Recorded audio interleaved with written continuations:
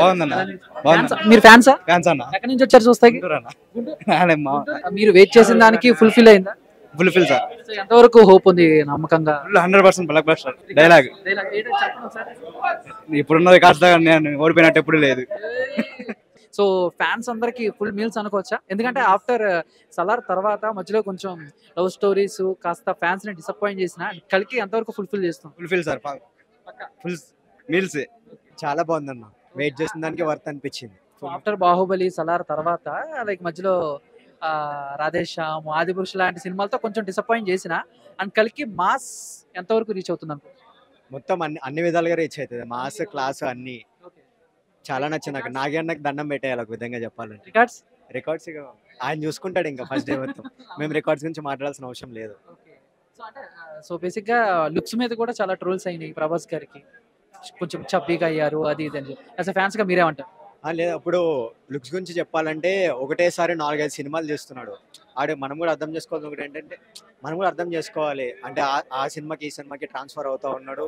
అలా చేస్తున్నప్పుడు అది ఆటోమేటిక్గా అలా అవుతూ ఉంటుంది కాబట్టి దాని నుంచి మనం జడ్జ్ చేయలేము ఎక్కువ. తను కూడా చాలా స్ట్రెయిన్ ఉంటుంది కాబట్టి అంటారు కొన్ని అంటారు. ఇప్పుడు చాలా బాగున్నాడు కదా ట్రైలర్లో.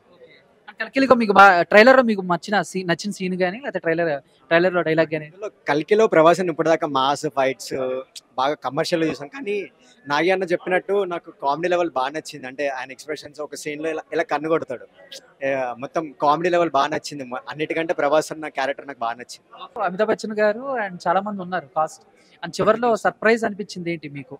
కమల్ హాసన్ గారు మొత్తం రివీల్ చేయకుండా సగమే ఇలా వచ్చేలా వెళ్ళిపోతాడు కదా, అదొకటి. ఇంకా అమితాబ్ బచ్చన్ గారు కమల్ హాసన్ గారితో చేయడం ప్రభాస్ అన్న డ్రీమ్. ఇంకా అది కూడా నాకు ఆయన డ్రీమ్ ఫుల్ఫిల్ అవుతుంది. మాకు కూడా ఒక మంచి ఎక్స్పీరియన్స్, ఒక అడ్వెంచర్ సినిమాలకు తీసుకొస్తాడు అనుకుంటున్నాం. ఓకే, ఏంటి ఎలా అనిపించింది? చాలా బాగుంది అన్న. ఫస్ట్ టైం ఒక హాలీవుడ్ రేంజ్ అంటే మన టాలీవుడ్ రేంజ్ లో అయితే ఇంతవరకు ఇలాంటిది లేదు కదా. ఫస్ట్ టైం ఆ రేంజ్ లో సరికి హై ఫీస్ట్ లాగా అనిపించింది. చాలా బాగుంది. చాలా వెయిట్ చేసాం అన్న. మార్నింగ్ నుంచి ఎప్పుడెప్పుడు వద్దామా ఇక్కడికి చెప్పారు, అనౌన్స్మెంట్ చేస్తారు మేము ఎప్పుడెప్పుడు వద్దామా అని చూసాం. చాలా బాగుంది. ఆల్మోస్ట్ అనుకున్న రేంజ్ లో ఉంది మూవీ అయితే. రికార్డ్స్ కూడా ఆల్మోస్ట్ ప్రభాస్ అంటే రికార్డ్స్ వస్తూనే ఉంటాయి, మనం చెప్పాల్సిన అవసరం లేదు. అంటే చాలా ట్రోల్స్ వచ్చాయి ప్రభాస్ గారి లుక్స్ మీద అండ్ ఫ్యాన్స్ కూడా చాలా వరకు ఫేస్ చేశారు, అది మీరేమంటారు? అంటే ట్రోల్స్ వస్తూనే ఉంటాయి అన్న. ట్రోల్స్ అనేవి పాజిటివ్ ఉంటాయి, నెగిటివ్ ఉంటాయి, మనం తీసుకునే దాన్ని బట్టి ఉంటాయి. కాకపోతే ఇప్పుడు ట్రోల్స్ అనేవి వన్ టైప్ ఆఫ్ పబ్లిసిటీ అయిపోయింది కాబట్టి మంచిగా అనిపిస్తుంది. ఇక రికార్డ్స్ అంటే తెలుసు, ఇండస్ట్రీ అయితే బాక్స్ ఆఫీస్ బదులు కొడుతుంది బాగా. ఒక మాటలో చెప్పాలంటే పగిలిపోయింది. చాలా మంది ఎక్స్పెక్టేషన్స్ కి రీచ్ అయ్యింది అని అంటున్నారు, సో మీరేమంటారు? హాలీవుడ్ రేంజ్ లో ఉంది. సింపుల్ గా చెప్పాలంటే ఆ టెక్నికాలిటీస్ కానీ వాళ్ళు యూజ్ చేసిన గ్రాఫిక్స్ కానీ ఏదన్నా కానీ హాలీవుడ్ రేంజ్ కి ఏ మాత్రం తగ్గకుండా ఉంది. సో హాలీవుడ్ కి మనం గట్టి పోటీ ఇవ్వబోతున్నాం. ఆల్రెడీ బాహుబలి వీటితో ఇచ్చాము, అలా కాదు, ఇది నెక్స్ట్ లెవెల్ అన్నమాట. దాన్ని మించి హాలీవుడ్ ని ఖచ్చితంగా మనం ఛాలెంజ్ చేయగలుగుతాం ఈ సినిమాతో.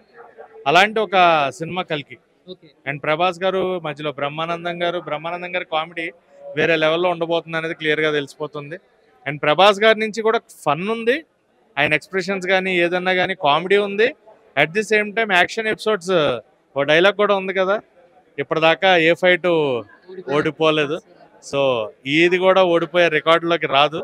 ఖచ్చితంగా గట్టిగా మామూలుగా కాదు, హాలీవుడ్కి వెనక నుంచి దింపేస్తున్నాం. హాలీవుడ్కి వెనక నుంచి దింపేస్తున్నాం అంతే. ప్రభాస్ గారు లుక్స్ కానీ ఆయన బాడీ లాంగ్వేజ్ అని మీకు ఎలా అనిపించింది? అంటే చాలా వరకు సోషల్ మీడియాలో ట్రోల్ అయ్యారు, కొంచెం చబ్బీగా అవుతున్నారు ఇలా లుక్స్ మీద, సో మీరేమంటారు? ఏమో మొదట పోస్టర్ చూసినప్పుడు నేను అలాగే అనుకున్నా. ట్రోల్ ఏం కాదు, బట్ ఏంటి ప్రభాస్ గారు లుక్స్ బాగాలేవు, లేదంటే బొమ్మల కథలా ఉంది అన్నట్టు అనిపించింది. కంప్లీట్ వర్క్ అయిన తర్వాత చూస్తే కానీ ఏది తెలియదు కాబట్టి ఆ కంప్లీట్ వర్క్ అయిన తర్వాత నెక్స్ట్ లెవెల్ ఉంది అనిపించింది. అసలు తిరుగులేదు ఇంక సినిమాకి. ఖచ్చితంగా రికార్డులన్నీ మడతెట్టేసి పట్టుకెళ్ళిపోతాడు ప్రభాస్. ఒక ముక్కలో కలికి గురించి ఏం చెప్తారు? చెప్పాను కదా ఇందాక, హాలీవుడ్కి వెనక నుంచి దింపేస్తున్నాం. ఎక్కడ కథను రివీల్ చేయకుండా, ఎక్కడ కథను రివీల్ చేయలేదు.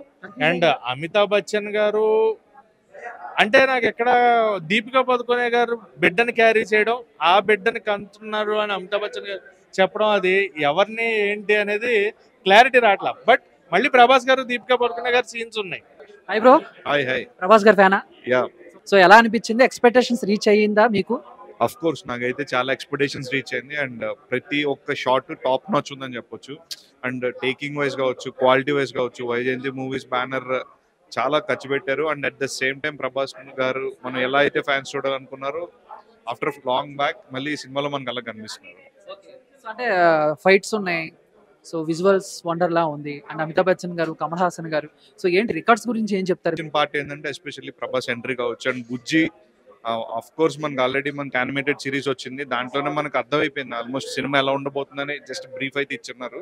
సో దానికి తగ్గకుండా ఏమాత్రం తగ్గకుండా కొటేషన్స్ అయితే సెట్ చేసి ఒక బెంచ్ మార్క్ అయితే క్రియేట్ చేసింది. హాయ్ ప్రభాస్ గారు ఫ్యానా? యాక్చువల్లీ నేను కామన్ ఫ్యాన్.